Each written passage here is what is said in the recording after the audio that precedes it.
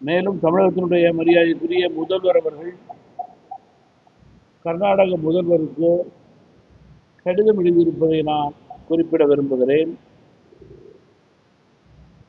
சட்டப்படி நம்முடைய பணியும் தொடங்கும் என்று அறிவித்ததையும் நான் நினைவு கூற விரும்புகிறேன். தண்ணீர் பெறுவது நமது உரிமை.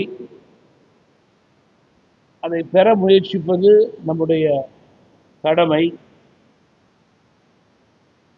காவிரி நடுவர் மன்றத்தின் அடிப்படையிலே நமக்கு முழுமையாக தண்ணீர் கிடைக்கவில்லை. கடந்த 2 மாதங்களாக தண்ணீர் வரவில்லை என்பதும் நாம் அறிந்த செய்தி. குறிப்பாக கர்நாடக அரசு ஜூன் மாதம் முதல் இதுவரை 28.30 TMC நீர் கொடுக்க தவறி 3.44 TMC நீர் மட்டுமே திறந்திருக்கிறது என்றால் விவசாயிகளுடைய அவல நிலையை நாம் நினைத்து பார்க்க வேண்டும்.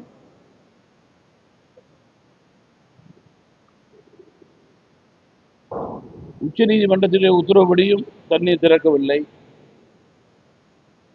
கர்நாடக அரசினுடைய வாதத்தை காவிரி மேலாண் ஆணையம் ஏற்றுக்கொண்டுள்ளதாகவே தெரிகிறது. மௌனம் சாதிக்கிறார்கள்.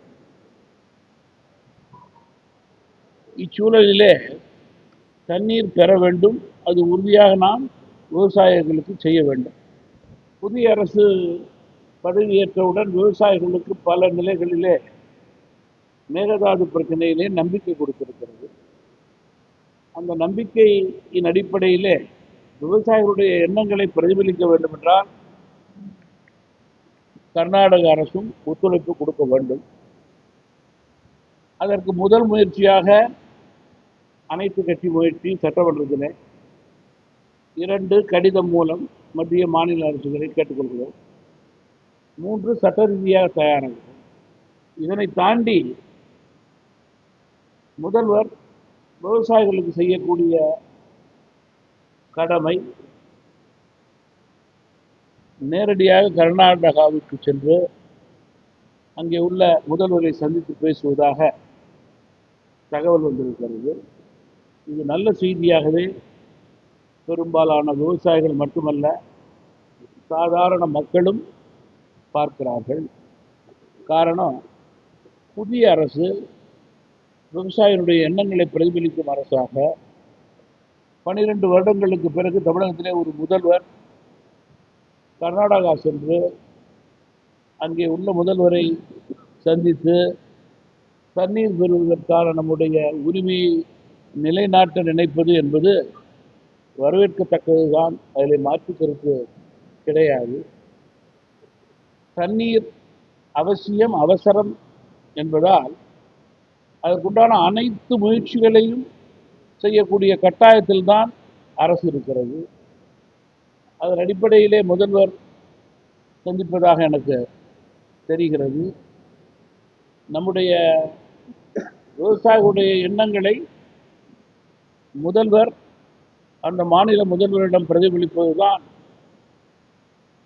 முதல் தகவலாக இருக்க முடியும், உறுதியான தகவலாக இருக்க முடியும். நம்முடைய உரிமையை பெறுவதற்கான சரியான கடமையாக இருக்க முடியும் என்று தமிழ் மாநில காங்கிரஸ் கட்சி கருதுகிறது. முதல்வருடைய முயற்சி வெற்றி பெற வேண்டும் என்று தமாக வாழ்த்துகிறது. குறிப்பாக விவசாயிகளுடைய எண்ணங்கள் பிரதிபலிக்கப்படும், அவருடைய வாழ்வாதாரம் அடிப்படையில் உயரக்கூடிய நிலை ஏற்படும் என்று நாங்கள் நம்புகிறோம். செய்திகளை உடனுக்குடன் தெரிந்து கொள்ள கீழ்கண்ட கேபிள் மற்றும் DTH நெட்வொர்க்குகளில் எம்நாடு செய்தி தொலைக்காட்சியை காணுங்கள். பாதகம் செய்பவரை கண்டால் நாம் பயம் கொள்ளலாகாது பாப்பா. மோதி மிதித்து விடு பாப்பா, அவர் முகத்தில் உமிழ்ந்து விடு பாப்பா. அண்மை செய்திகளை உடனுக்குடன் தெரிந்து கொள்ள இணைந்திருங்கள் எம்நாடு தொலைக்காட்சியுடன்.